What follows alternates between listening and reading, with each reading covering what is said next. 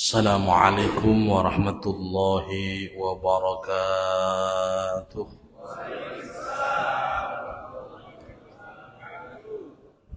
Alhamdulillahilladzi an'amana wa arsadana ila dinil Islam. Asyhadu an la ilaha illallahul malikul alam. Wa asyhadu anna sayyidana Muhammadan abduhu wa rasuluhu sayyidul arabi wal ajam. Allahumma salli wa sallim ala sayyidina Muhammadin wa ala alihi wa ashabihi ya nabi'ul ulumi wal hikam. Amma ba'du fa ya ibadallah ittaqullaha haqqa tuqatih wa la tamutunna illa wa antum muslimun. Wa'lamu anna Allah qala wa man yu'azzim sya'airallah fa innaha min taqwal qulub. Sadaqallahul azim wa sadaqa rasulun nabiyul habibul karim wa nahnu ala dhalika minasy syahidin wasyakirin walhamdulillahi rabbil alamin. Hadirin jamaah rahimakumullah. Alhamdulillah, saya senang, saya gembira kita semuanya kembali dipertemukan oleh Allah, dikumpulkan oleh Allah, dijamaahkan oleh Allah, diiktikafkan oleh Allah di rumah-rumah Allah. Dari satu rumah Allah ke rumah yang lain dalam keadaan sehat walafiat. Lebih-lebih lagi hari ini kita bersyukur masih diberikan umur panjang hingga kita kembali memasuki tahun baru Islam 1447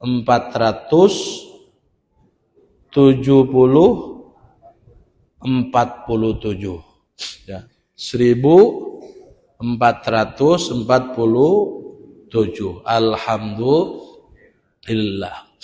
Makanya alhamdulillah, setiap datangnya sesuatu yang diagungkan oleh Allah, sesuatu yang bernilai sejarah di dalam Islam, kita umat Islam selalu senantiasanya berusaha dan berupaya untuk juga mengagungkan, untuk senantiasa menggaungkan syiar-syiar tersebut. Alhamdulillah, walaupun tidak semuanya masjid ada pawai obor. Itu pawai obor ada dalilnya enggak? Pawai obor, ini ntar nanyanya IKADI itu. Itu pawai obor ada dalilnya enggak? Ada. Mana dalilnya? Wa may yu'azzim sya'airallah fa innaha min taqwal qulub.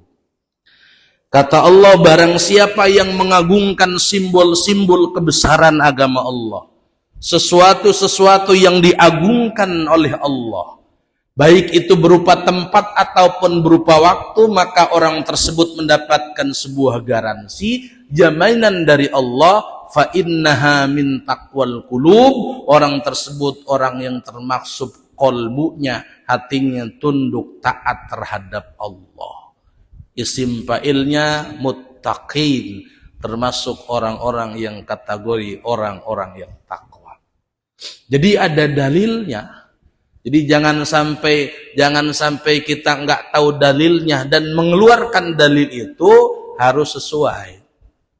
Karena semuanya aktivitas ubudiyah yang kita lakukan yang sifatnya syiar dalam rangka mengagungkan panji-panji, bendera-bendera, syiar-syiar agama Allah, salah satu orientasi dalilnya adalah wa may yu'azzim sya'airallah. Ya. Jadi tugas kita semuanya, ya terutama sekarang ada IKADI terus ya. Jadi jangan sampai ada ustadz kiai dalilnya bulan apaan maulid, dalilnya wa man azzama maulidi kuntu syafi'an lahu yaumal qiyamah. Itu bae dalilnya yang dipakai. Jangan sampai ada ustadz, ada kiai, dalil bulan maulid, ya itu man azzama maulidi kuntu syafi'an lahu yaumal qiyamah. Itu baik dalil yang dipakai. Malu kita sama tetangga sebelah. Diketawain. Ketahuan banget kagak pernah ngajinya. Itu nanti tanya ketua IKD. Itu. Itu kenapa wa may yu'azzim sya'a man a'dhamma maulidi kuntu syafi'an lahu yaumal qiyamah, itu dalil, itu hadis jangan dipakai. Malu-maluin. Ketahuan kagak pernah ngajinya tuh kiai. Ketahuan kagak pernah ngajinya tuh ustaz. Dalilnya itu baik. Dalilnya itu baik. Kenapa? Itu dalil hadisnya hadis maudhu. Itu hadis maudhu, bukan doib acan, maudhu itu mah. Dan orang yang maudhu itu sudah diultimatum oleh Rasul. Man kadzdzaba alayya muta'ammidan falyatabau maq'adahu minan nar. Barang siapa yang membohongkan aku, mencatut atas namaku, membohongkan aku, mencatut atas namaku sementara aku tidak pernah mengungkapkan, menyampaikan, maka falyatabau maq'adahu minan nar, persiapkan diri Anda, tebelin kulit Anda untuk siap-siap dimasukkan, dicemplungkan ke dalam neraka. Naudzubillah. Nah itu. Makanya saya senang ada IKD. Ya, senang ada IKD. Bahkan saya tekankan ceramahnya tolong lebih, apalagi intens lagi di media sosial. Kenapa? Kelemahan kita hari ini umat Islam, orang ahli sunnah wal jamaah Nahdiyah, salah satunya kelemahannya dakwahnya di media sosial. Kita sudah kalah sama tetangga sebelah. NU Nahdlatul Ulama, lembaga terbesar di dunia, bukan di Indonesia lagi, tapi nggak punya TV acan. Kalah sama Roja udah punya TV. Ya, Muhammadiyah punya TV, di mana nggak kalah kita. Nah ini PR besar kita. Roja punya TV, baru merojol kemarin sore. Kita yang ngakunya lembaga terbesar sedunia nggak punya TV.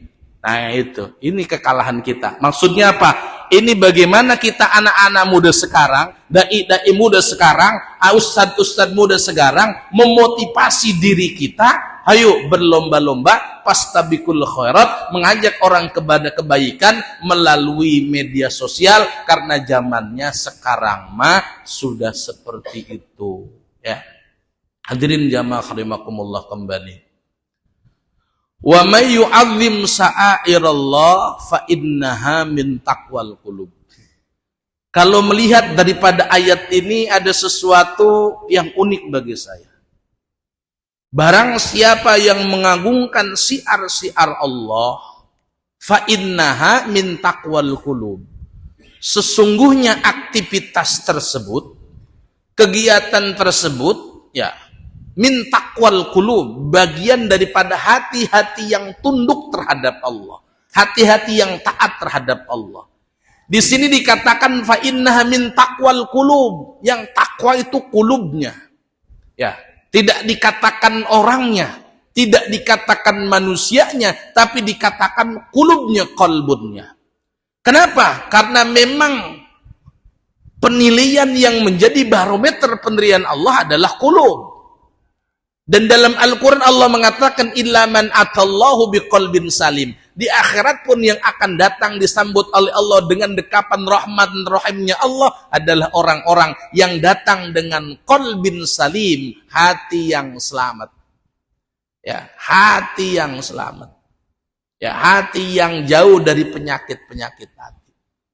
Jadi bagaimana kita harus menata hati kita supaya jadi qalbin salim? Bagaimana kita menata hati kita sudah menjadi takwal qulub? Maka salah satunya adalah obat untuk membuat hati kita makin lembut, hati kita makin bersih, hati kita makin taat, makin tunduk terhadap Allah. Salah satunya adalah ala bidzikrillahi tatmainnul qulub, dengan banyak berzikir kepada Allah, karena zikir adalah makanan, vitamin dan proteinnya qalbu. Makanya alhamdulillah kita di Mega Regency aktivitas zikir itu berkembang luar biasa. Majlis zikir di mana-mana, majlis sholawat di mana-mana, aktivitas zikir, salawat di masjid, di musola, semuanya istiqomah mudawamah. Kenapa? Ini bagian daripada penting menata hati kita. Karena barometer ukuran Allah melihat hambanya bukan fisiknya, bukan materinya, bukan pakaiannya, tapi qalbunya. Karena qalbu kalau sudah rusak bahayanya luar biasa. Summa qasat qulubukum min ba'di dzalika fahiya kal hijarati au asyaddu qaswah. Kalau hati manusia sudah rusak, hati manusia sudah keras, maka hati manusia itu lebih keras daripada batu.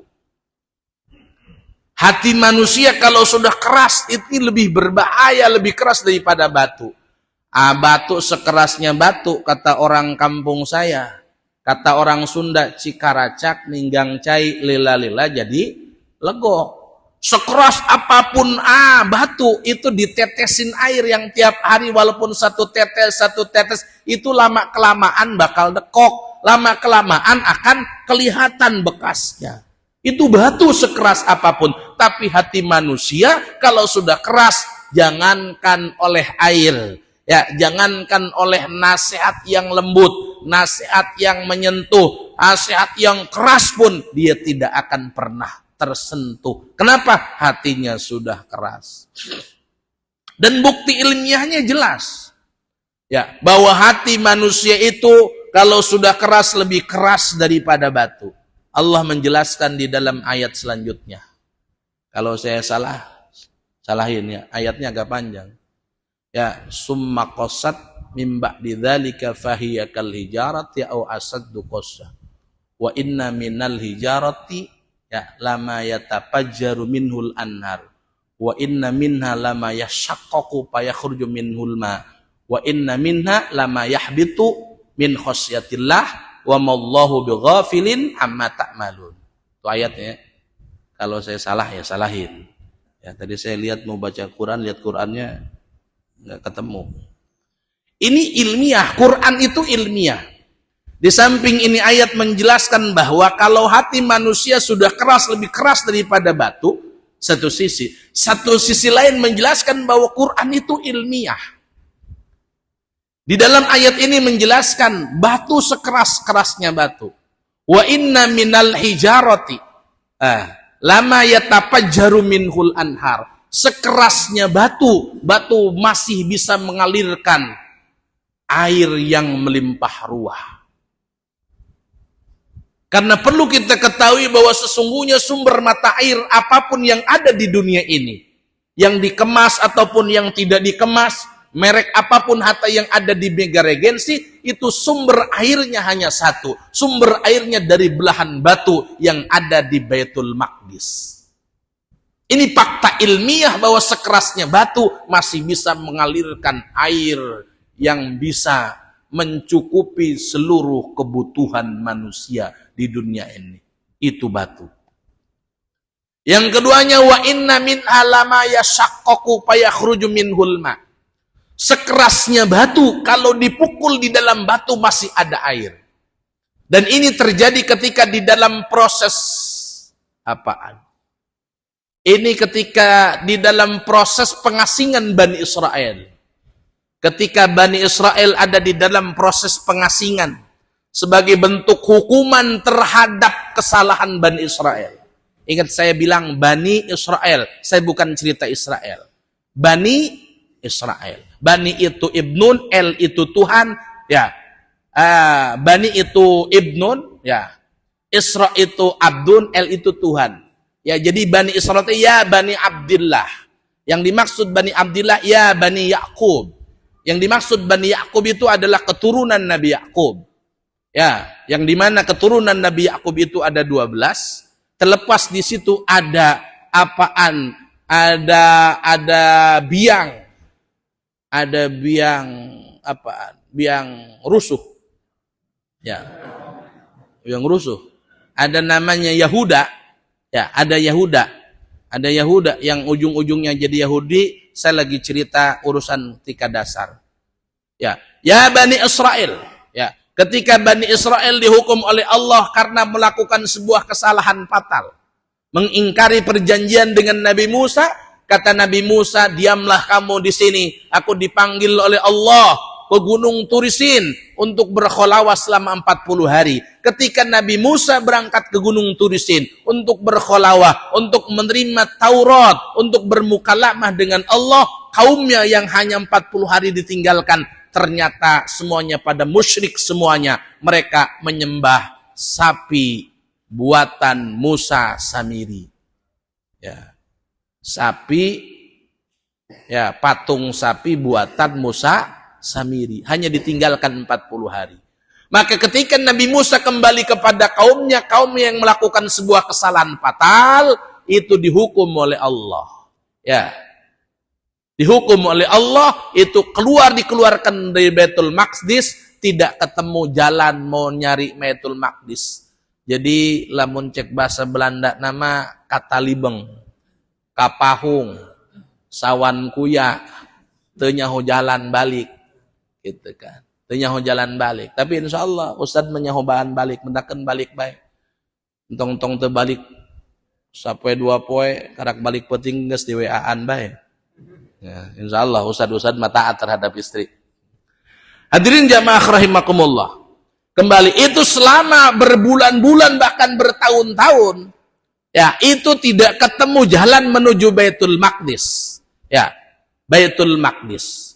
Nah, ketika di dalam proses itu Nabi Musa beserta Bani Israel dari satu tempat ke tempat yang lain, dari satu gurun kepada gurun yang lain, dari satu gunung kepada gunung yang lain, itu ada proses di mana mereka tidak menemukan air. Mereka kehausan, mereka kekeringan, maka turunkan perintah dari Allah, fa'alqi asok. Musa, pukulkan itu tongkatmu ke batu tersebut. Maka dipukulkan oleh Nabi Musa ke batu, maka panfajarat min husnata asyrata aina, batu yang keras ketika dipukulkan oleh tongkat Nabi Musa, maka memancarlah 12 sumber mata air. Tuh, sekerasnya batu ternyata dipukul oleh Nabi Musa masih keluar 12 sumber mata air. Kenapa 12 sumber mata air? Karena ada 12 keturunan daripada Bani Israel. Jadi semuanya keturunan mempunyai, diberikan satu sumber mata air. Itu fakta. Sekerasnya batu masih bisa mengeluarkan air. Yang kedua, yang ketiganya, wa inna minna lama yahbitu min khasyatillah. Sekerasnya batu ini ketika disebutkan nama Allah, mereka bergetar. Sekerasnya batu ketika diperintah oleh Allah, mereka masih taat dan tunduk terhadap Allah. Batu diperintah oleh Allah, walaupun keras, walaupun besar, turut tumut terhadap Allah. Tapi manusia, kalau hatinya sudah keras, maka jangankan, ya, perintah Allah bentuk apapun sudah tidak akan pernah didengarkan lagi. Kapan terjadinya bahwa batu itu nurut? Ini fakta sejarah. Ketika Nabiullah Musa alaihissalam, ya, dia sedang mandi beserta rekan-rekannya. Karena kebiasaan orang dulu itu, maksudnya orang daerah sono itu kebiasaan kalau mandi itu suka telanjang bulat. Ya. Jadi daerah-daerah situ itu dulu, ya, daerah Syam itu dulu, jahiliyahnya kalau mandi itu di kali itu sesama jenis itu telanjang bulat. Telanjang bulat. Tapi dikarenakan Nabi Musa seorang calon nabi, dia sudah maksum. Tahu maksum? Dia sudah terjaga, sudah maksum. Makanya Nabi Musa itu kalau mandi dengan teman-temannya itu tidak pernah barengan. Dia selalu mandinya terpisah dari teman-temannya. Teman-temannya selalu memisahkan diri dari teman-temannya. Hingga ada rumor di kalangan teman-temannya. Ini jangan-jangan ini Musa itu burut, jangan-jangan gitu kan. Tahu burut? Tahu nggak burut? Tahu nggak burut? Mahwal burut gitu kan. Apa itu burut? Ya, gua jelasin dah.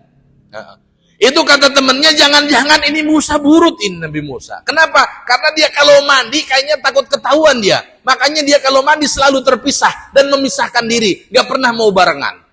Itu Nabi Musa itu kalau mandinya misah, gak pernah bareng. Karena memang calon nabi itu dari kecil sudah maksum, sudah terjaga hatta auratnya. Di suatu ketika Nabi Musa sedang mandi, ya, terpisah dari teman-temannya, ya, karena dia tidak mau auratnya kelihatan, ya. Walaupun memang bajunya juga sama dibuka, tapi kan kalau tidak nyampur dia nggak kelihatan auratnya sama lain. Apalagi kalau dia deket batu mandinya. Itu ketika selesai mandi, dia mau ngambil apaan baju yang dia simpen di atas batu besar. Tiba-tiba batu besar itu diperintahkan oleh Allah untuk pergi. Itu Nabi Musa mau ngambil baju, akhirnya apa? Batunya pergi, batunya lari, hingga Nabi Musa lari-lari ngejar batu. Nabi Musa putar-putar ngejar-ngejar batu karena mau ngambil bajunya. Sampai-sampai itu batunya itu ngelewatin temennya lagi mandi. Hingga Nabi Musa pun terpaksa ngelewatin temennya yang sedang pada mandi. Akhirnya apa? Kata teman-temannya, Musa. Coba lihat, Musa. Telanjang dia. Telanjang dilihatin, coba lihatin. Burut enggak ya? Burut enggak? Oh enggak. Gitu ya. Oh enggak. Itu satu sisi membuktikan Allah kepada mereka bahwa Nabi Musa itu seorang nabi rasul, itu tidak mempunyai sebuah penyakit burut gitu. Penyakit yang membuat martabatnya rendah. Kan kalau ada ceritanya nabinya burut gitu kan, jelek banget ceritanya. Karena nabi itu walaupun memang arad basyariyah, punya penyakit seperti manusia, sakit yang lain sebagainya, tapi tidak mungkin sakit yang mengurangi martabat dan derajatnya. Kan jelek banget, nabinya burut gitu kan. Nah itu batu lari-lari. Nah inilah yang dijadikan fakta di dalam sejarah. Lama yakhbatu min khosyatillah. Batu sekeras apapun itu batu, ya, sebesar apapun itu batu tetap nurut terhadap Allah. Diperintahkan oleh Allah untuk lari, dia lari. Diperintahkan untuk berangkat, dia berangkat. Itu batu. Tapi manusia kalau hatinya sudah keras, maka dia tidak akan nurut diperintah apapun oleh Allah. Hadirin jamaah rahimakumullah. Nah inilah makanya aktivitas FKSM, ya, dengan subuh kelilingnya, dengan zikir berjamaahnya, dengan taklim dan kajiannya, ini sesuatu yang terus kita perjuangkan hatta yaumul qiyamah. Karena inilah salah satunya yang bisa menjaga hati, membuat hati lembut, membuat hati menjadi tunduk terus terhadap Allah dengan zikir kepada Allah Subhanahu wa taala. Tambah lagi dengan aktivitas PHBI. Karena aktivitas PHBI ini bagian daripada sebuah pengakuan yang jelas dari Allah. Orang yang mengerjakannya adalah orang yang takwa kepada Allah. Makanya kita perhatikan saja. Majelis masjid yang memang rutinitas menjalankan zikir, menjalankan taklim, pasti itu di masjidnya ada PHBI. Pasti itu di masjidnya ada PHBI. Kenapa? Itu rangkaian antara zikir harian, antara zikir yang biasa yaumiyah yang bisa dikerjakan dengan zikir yang sifatnya musiman dengan PHBI. Karena ini adalah sebuah tarikan napas yang satu, simbol hati yang takwa kepada Allah. Oleh karena itu, mudah-mudahan kita semuanya selalu senantiasa diberikan oleh Allah keistiqomahan untuk memakmurkan masjid kita dengan zikirnya, dengan taklimnya, dengan PHBI-nya, dengan subuh kelilingnya, hingga hati kita selalu terjaga menjadi hati-hati yang lembut, hati-hati yang tunduk terhadap Allah Subhanahu wa taala. Mungkin itulah yang saya sampaikan, karena makruh kalau makanan udah tadi dari siap, sementara ngajinya terlalu lama. Terima kasih. Mohon maaf kepada semuanya. Pak RW, mohon maaf Pak RW ya. Pak RW dan lain sebagainya. Pak Ketua. Pak Ketua. Makasih banyak. Alhamdulillah saya dikasih kopinya tapi rokoknya belum ada. Nah, biasanya kan kopinya merokok ya gitu. Ya, terima kasih semuanya. Khudh ma sofa wa da' makadar. Wallahul muwaffiq ila aqwamit thoriq. Wassalamualaikum warahmatullahi wabarakatuh. Assalamualaikum warahmatullahi wabarakatuh.